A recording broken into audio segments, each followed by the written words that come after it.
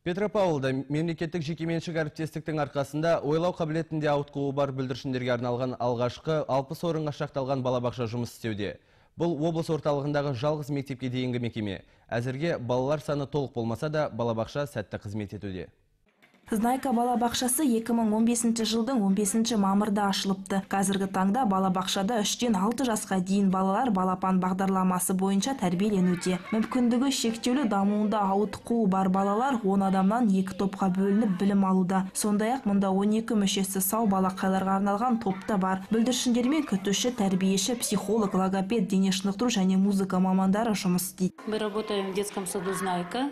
Мен Знайка балабақшасында түзету тобымен балапан бағдарламасы бойынша жұмыс істеймін. Біздің түзету тобымызда 10 бала бар. Көбіне ұсақ моториканы дамытамыз. Жалпы түзету топтары не үшін керек? Балақайларымыз қоғамда өздерін сенімді сезіну керек. Сонымен қатар біздің басты мақсатымыз баланың тілін дамыту. Дамуында ауытқуы бар балалармен жұмыс істеу әлде қайда қиын. Мамандар мүмкіндігі шектеулі балапандарды жастайынан қоғамдық өмірге араластырып, өз қатарлы балалармен тең дәрежеде болуына барларын сала еңбектенуде.